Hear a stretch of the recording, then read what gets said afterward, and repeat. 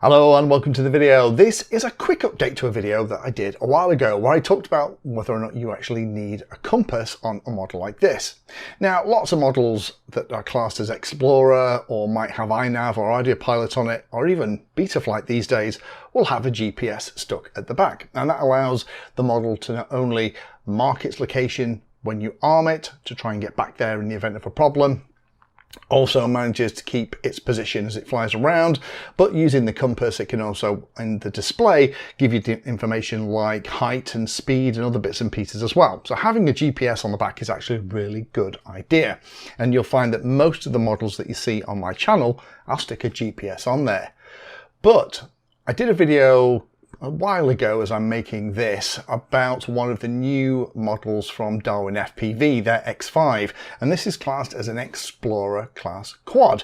However, they have only wired up the GPS and not added a compass, and I kind of called them out for that. And some of you were a bit confused about, well, hang on a minute, you don't need a compass for autonomous flying or return to home, because Betaflight has worked like that way without a compass for ages. And the last couple of versions of INAV can actually manage without a compass as well. However, I would not recommend that if you are going to build some kind of Explorer class thing like this, where you're going to put HDFPV systems in it and other bits and pieces, where it's going to end up quite an expensive piece of kit, that you use any flight controller software that doesn't know how to use a compass in anything but very still weather. And I'm about to explain why. This is why in my wings and quads, you'll see that I'm using currently INAV, although I believe Betaflight is going to add some INAV-like capabilities soon in terms of autonomous missions. But I always add the GPS and wire up the compass, calibrate it and set it up. That means that INAV can do some pretty cool things. It can hover in 3D space, it can actually fly autonomous missions, and it can do a return to home reliably every single time. Whether it's a still day, it's blowing a gale, it doesn't matter. And the reason that it can do that is the compass. Now, there is a way around it, and I'll talk about that in a minute, but this is why things like INAV and Ardupilot rely on having a compass. And even though INAV says in the documentation that you can omit the compass in your INAV builds, I would strongly recommend put a compass on your INAV build. It'll work a lot better, particularly if you're going to do anything autonomous. That includes the return to home, which most of us only ever use when we really need it, and to be able to trust that that's going to get your quad, wing or plane back is worth its weight in gold. So with a nice high-tech solution to kind of illustrate this on a piece of paper, hopefully this will kind of make more sense. So here we have a little radio control plane, or representing one. It could be a wing, it could be a quad, it doesn't matter. It could be running Betaflight, INAV or Ardupilot, but ideally probably running INAV or Ardupilot if it understands compasses and direction. And that means that as we're flying around, here's our home location. This is the GPS position that was stored when we armed the flight controller that we're going to fly back to in the event of an issue. But it could also be the next position in an autonomous mission in something like INAV or Ardupilot. So we're just flying around, and at all times the model knows which direction it's pointing. Okay. Now, if at this point we decide that we're going to initiate a return to home, because there's a GPS on this particular model and it knows its exact location, it already has stored the location of the home position. That's great. It already knows the direction that it's pointing. So with a little bit of maths, it can figure out, okay, well, in that case, I need to do a turn so that I can fly back to my home location. And it doesn't matter where I am, what orientation I'm in. It's really simple. As soon as I initiate a return to home, or I'm in an autonomous flight mode and I'm flying to a specific location, because I know where I am, where I need to be, and the direction that I'm pointing, it's easy for me to then figure it out, turn around, and to go to that next location. Now, we can do this without some kind of compass or magnetometer on the model, and we can kind of cheat. So say, for example, that we're here and that we want to get back to the home location. So this is like your GPS rescue mode. The cool thing is that at this point we know we're here, so we can put a dot. A little bit later, a few moments later potentially, we know we're here, we can put another dot. Because of that, if we kind of draw a line through those two dots, we know the direction that we're flying. And at the point that we know the direction that we're flying, then that's great. I know where I am, I know the direction that I'm pointing, I know where I need to be, I know that I need to turn in this direction in order to fly back home.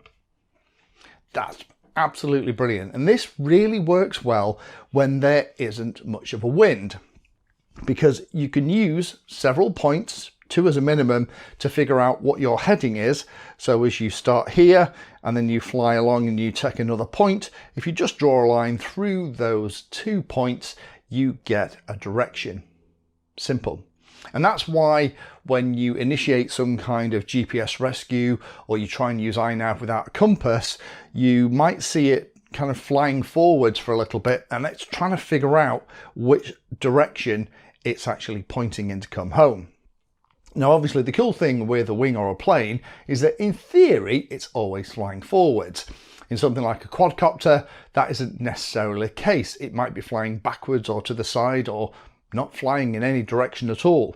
So you need to at least have a couple of points. So maybe, for example, you were here and you initiate your GPS rescue and we're in a multi-rotor, we have the X, and then we fly forwards and we get to here.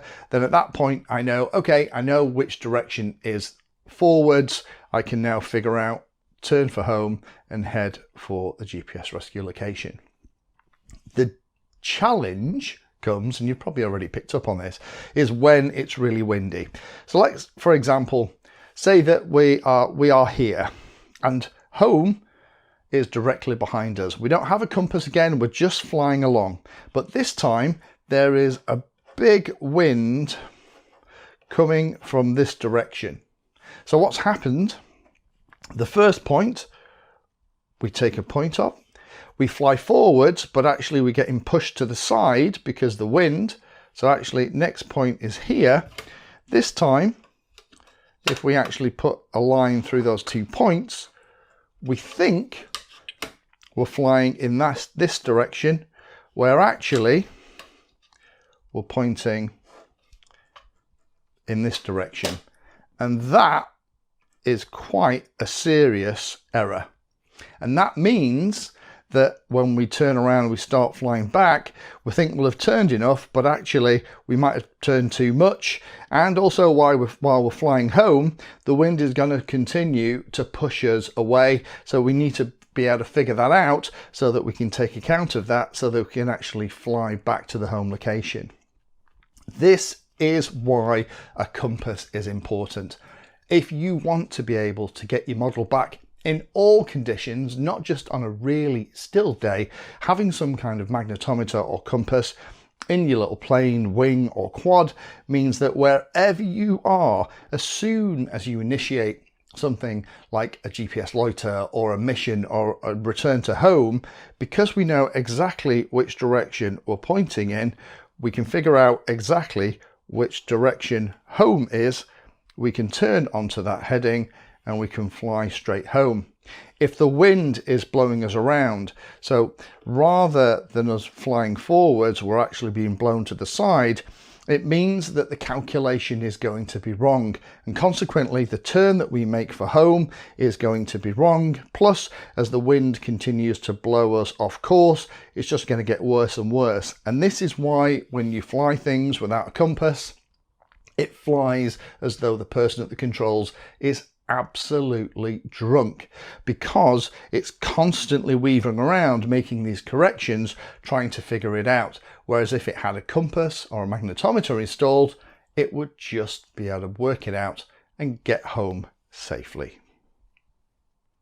Thank you for watching my video. Check out the playlist, and adding Pedantry 60 to your search terms will help you find my content. If you haven't done so already, please hit the like and subscribe button. It helps a lot. You can support the time I spend here answering questions and helping others by using the links in the video description.